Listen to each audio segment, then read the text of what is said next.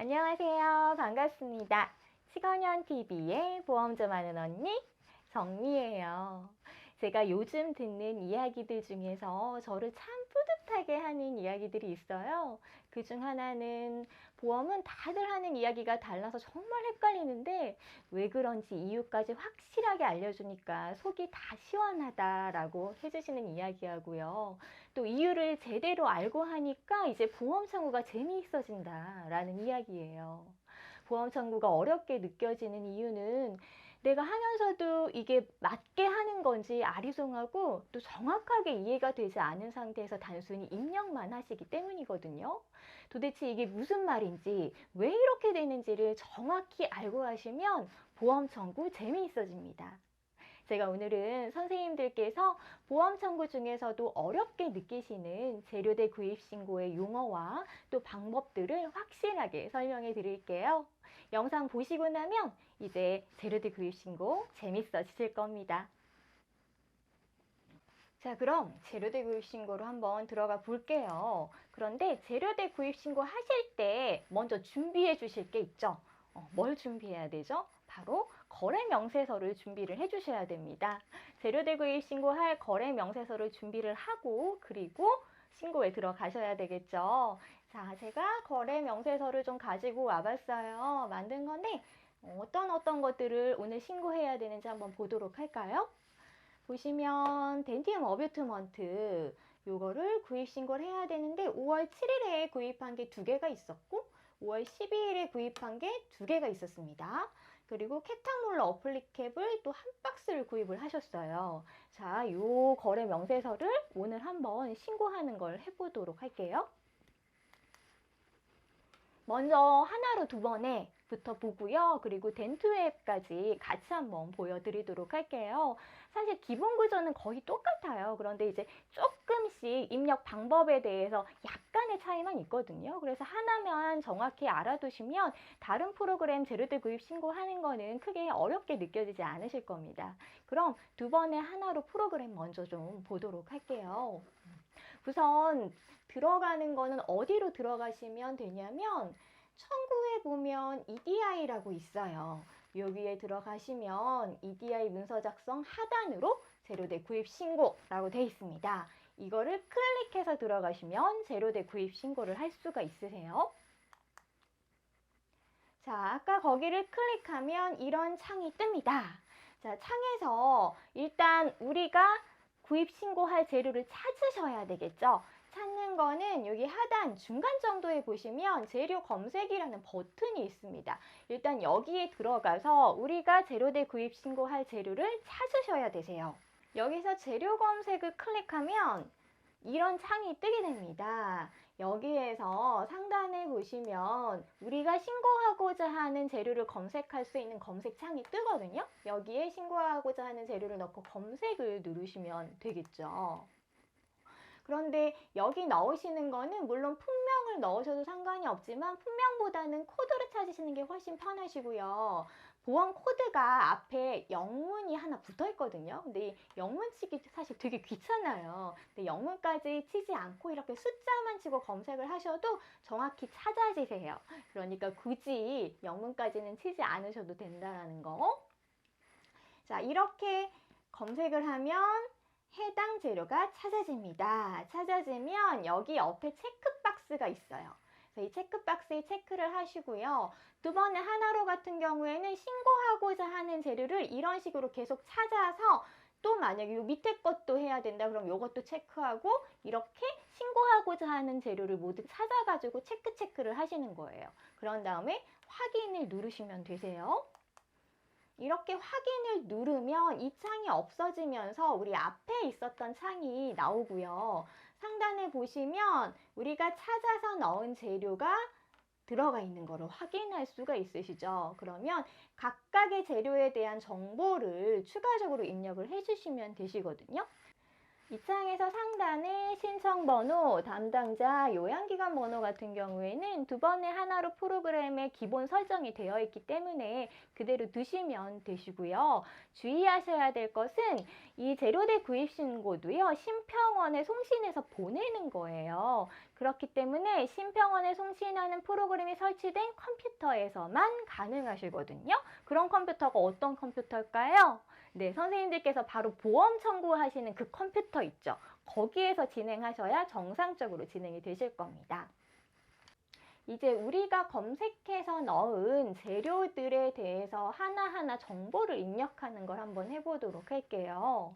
정보를 입력하고자 하는 재료를 클릭을 하시면 하단으로 해당 재료에 대한 내용들이 쭉 뜨세요. 기본적으로 재료 코드, 재료명, 제조회사명, 수입업소명, 규격, 단위 이게 이렇게 나타나거든요. 여기서 이 규격의 전규격이 뭔지 간혹 물어보는 경우가 있으시더라고요. 이 전규격은 뭐냐면 듀얼 어뷰트먼트 사이즈가 굉장히 여러 가지잖아요. 너비, 높이에 따라서 규격이 굉장히 여러 가지 것들이 존재합니다. 그런데 그 규격마다 각각의 코드를 다 달리한다라고 한다면 신고가 너무나 복잡해지겠죠. 그래서 이걸 사이즈별로 코드를 다 만들지 않고요. 모든 사이즈, 모든 규격을 다 이 코드로 한다. 이렇게 이해를 하시면 되세요. 단위는 1이라고 되어 있죠. 이제 어뷰트먼트 한 개 한 개 단위다라는 의미로 이해를 하시면 되시고요. 뭐 표지 원다시 원팩 이런 GI 같은 경우에는 이렇게 통으로 되어 있는데 그걸 한 번에 다 쓰는 게 아니잖아요. 그래서 그 전체를 몇 번 정도 쓰는지가 단위에 나타나져 있어서 그거는 1이 아니라 뭐 50인 경우도 있고 72인 경우도 있고 그렇거든요. 그래서 그 부분은 이 코드를 몇 번 쓴다 이렇게 이해를 하시면 되세요. 자, 그러면 각각 지금 들어가 있지 않은 것들은 채워주셔야 되시거든요. 채우는 거를 하나하나 좀 보여드리도록 할게요. 자, 여기는 기본 세팅이 되어 있으니까 그대로 두시면 되고요. 그 밑에 넣으셔야 될 게 구입기관 상호. 그러니까 우리가 이 재료를 구입한 기관의 상호를 넣어주셔야 되고요. 그 기관의 사업자 등록번호까지 넣어두시면 되세요. 이 구입자 등록에서 많이 쓰는 것 같은 경우엔 등록을 해서 사용할 수가 있으시거든요. 그래서 미리 등록을 해서 사용하시는 게 편하시겠죠. 다음 오른쪽에 보시면 구입일자, 이거는 거래명세서에 우리가 구입한 날짜를 넣어주시면 되시고요. 아까 듀얼 어뷰트먼트 같은 경우에 5월 7일에 구입했죠. 그래서 5월 7일 넣어주시면 되고 구입량 2개 구입했어요. 그리고 전체 금액이 82,000원이었습니다. 자, 이거 입력하실 때는요, 개당 단가는 입력하지 않아요. 구입량하고 구입 총액을 넣으시면 개당 단가가 저절로 계산이 돼서 나오거든요. 그래서 요 위에 구입량하고 구입 총액만 넣으시면 된다라는 거.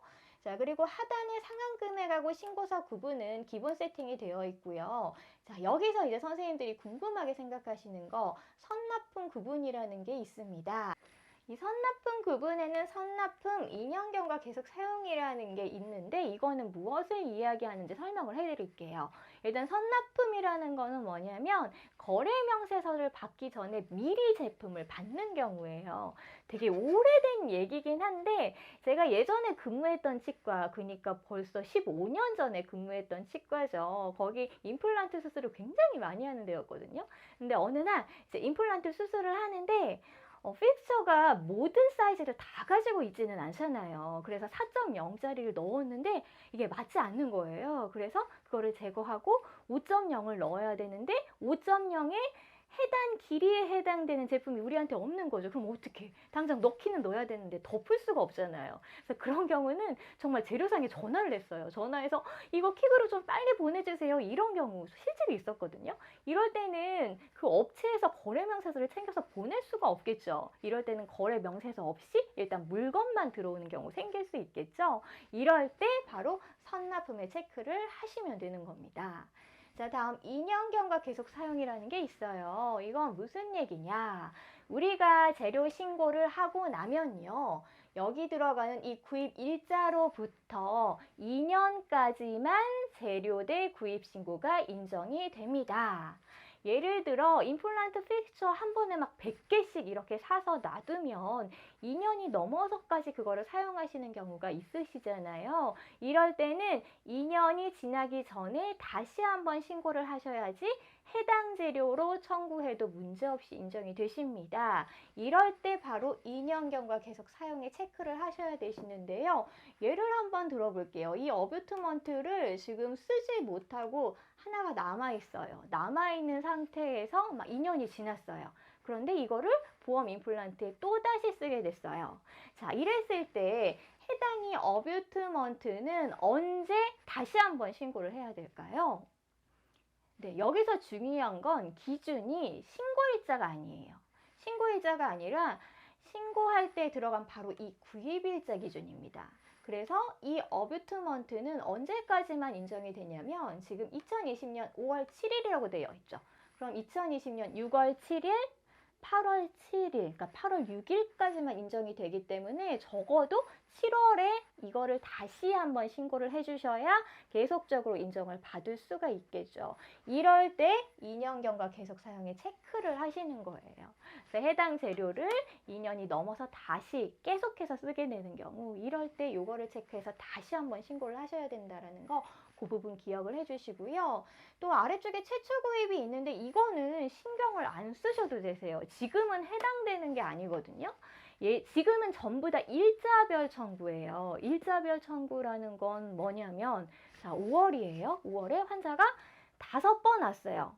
뭐 김계동 환자가 5번 왔다라고 해볼게요. 그러면 이 5번이 지금은 각각의 날짜로 1일에 한 내용 따로 청구되고 5일에 한 내용 따로 청구되고 이렇게 각각의 날짜로 다 지금은 청구가 들어가요. 그런데 예전엔 어땠냐면 일자별 청구가 아니라 정률건, 정액건 각각 청구가 됐어요. 그래서 5번 오셨잖아요. 그런데 5번이 다 정률건이에요. 그러면 이 5건이 한 건으로 묶여 들어가요.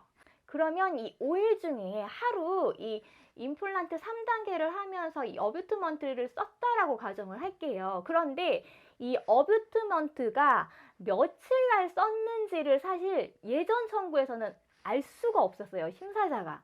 그걸 알 수 없는 경우는 정확하게 이 날짜, 구입 날짜와 구분해서 인정이 되는지 안 되는지를 알 수가 없겠죠. 이제 그럴 때 이 어뷰트먼트가 며칠에 들어갔는지를 나타내주기 위해서 입력을 하는 거거든요. 되게 복잡하게 생각했는데 안 하셔도 돼요. 이게 필요 없어요. 지금 현재 필요 없는 거예요. 이거 없애도 돼요. 없애도 돼요. 그래서 이게 아예 그냥 생각을 안 하시면 되세요. 모든 정보를 다 입력했으면 하단에 저장을 눌러주셔야 되세요. 이 저장을 누르면 해당 정보가 저장이 되게 되는 거고요. 자, 어뷰트먼트 입력했으니까 이번에는 캣탕 몰러 한번 입력해 볼까요? 역시 캣탕 몰러를 클릭하면 하단으로 이렇게 캣탕 몰러에 대한 정보가 뜨고요.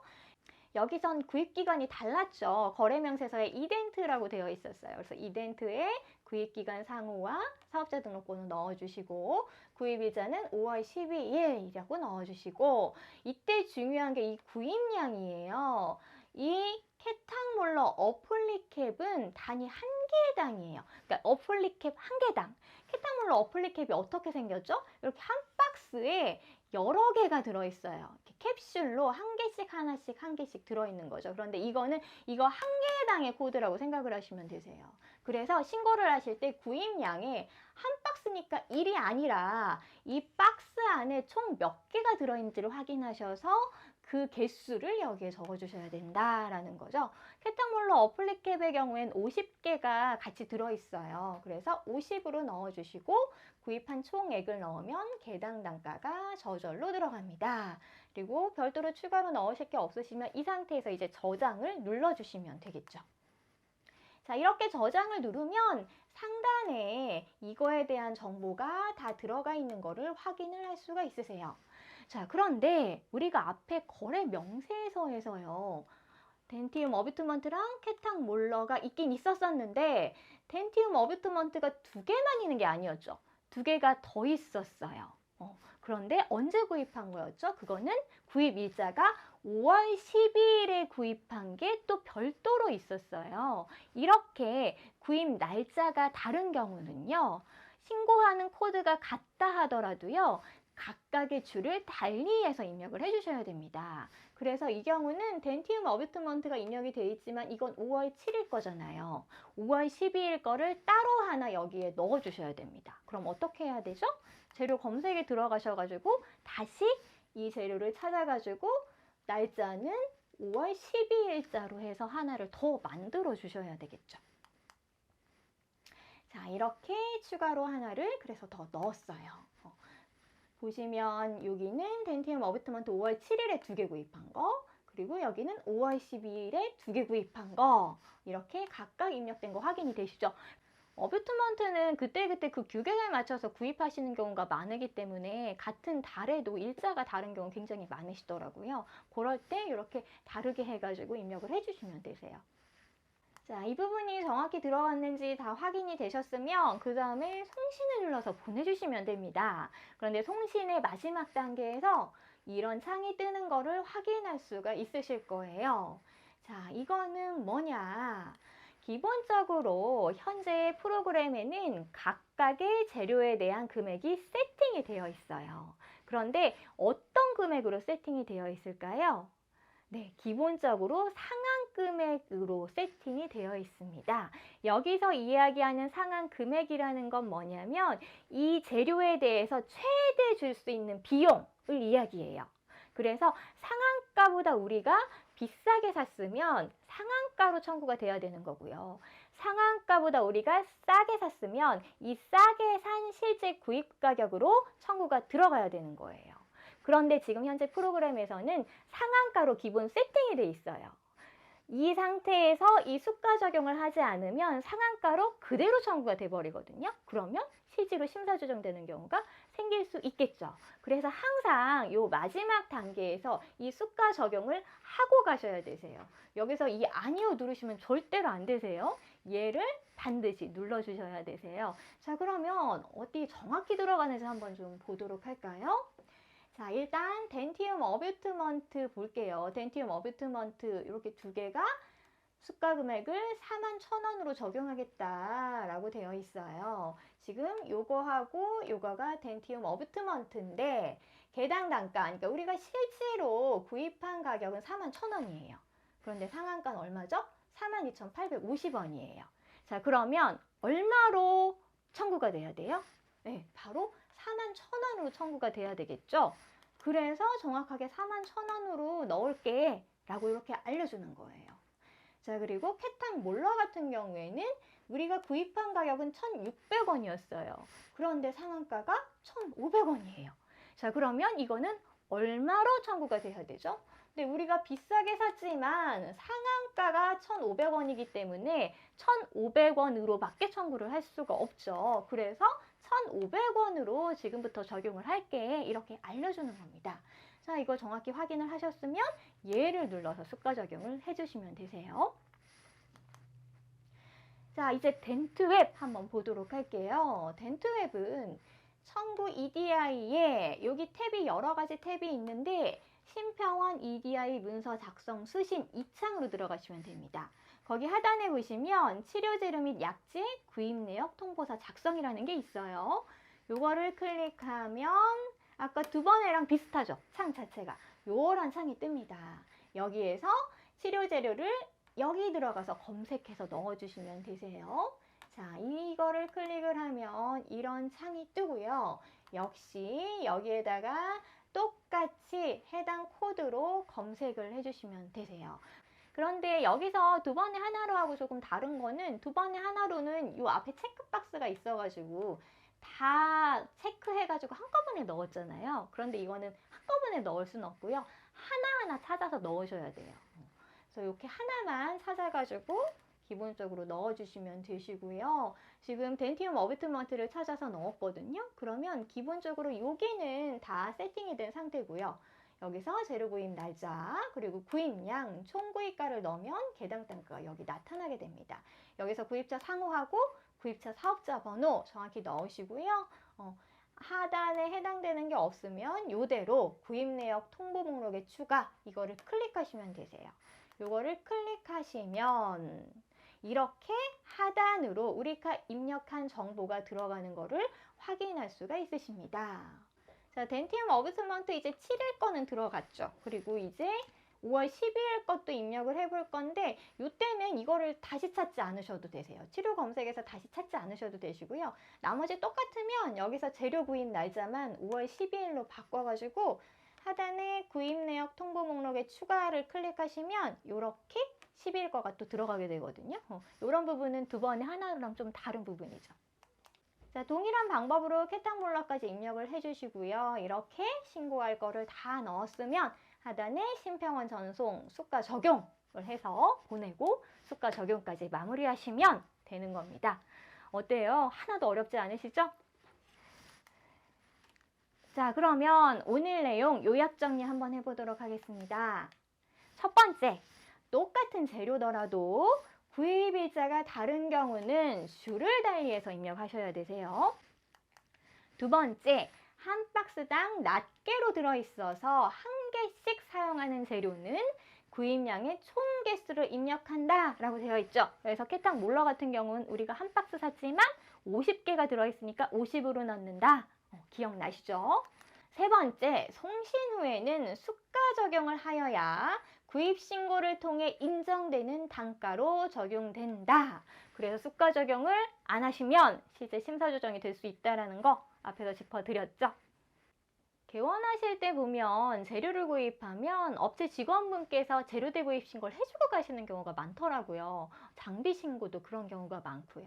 사실 신고가 좀 복잡한 건 사실이에요. 하지만 이 치과를 관리해야 되는 건 우리죠. 신고는 치과 관리하는 것 중에 아주 중요한 부분이에요. 왜냐하면 신고를 잘못했을 때 실제로 심사에서 불이익되는 경우가 되게 많아요. 그리고 이거는 업체 직원분께서 책임져 주지 않습니다. 그렇기 때문에 이 신고에 대해서는 반드시 한 번은 알고 넘어가셔야 되세요. 업체 직원분이 전체적인 관리를 해주시는 건 아니잖아요. 그런데 그런 것에 의존하다 보면 치과 일에 점점 자신이 없어질 수밖에 없어요. 그러니까 재료 신고 더 이상 업체 직원분에게 의존하지 마시고요. 이제부터는 선생님들께서 직접 해보세요. 제 밴드에도 치과 관련 업체 중에서 가입하신 분이 계시더라고요. 아마 이 영상도 업체에서 근무하시는 분들께서 볼 수도 있으실 것 같은데 만약에 보고 계시다면 한 가지 부탁드릴게요.